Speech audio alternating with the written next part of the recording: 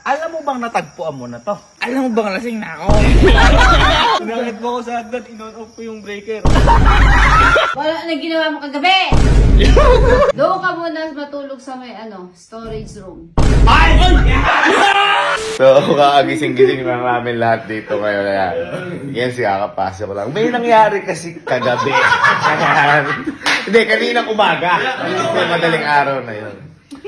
At eto po, ay nalasing si Allen.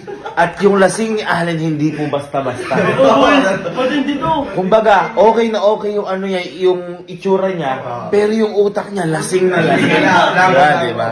Kaya ngayon, hindi po pwedeng makalagpas to sa nanay na. Kasi hindi niya alam yung ginagawa niya. Kaya ngayon, ipapaalam natin kung ano yung mga ginawa niya. Ha? Kasi delikado yun, boy, sa totoo lang. Paano kung may magawa siya? Abay, biglang pinapababa yung breaker.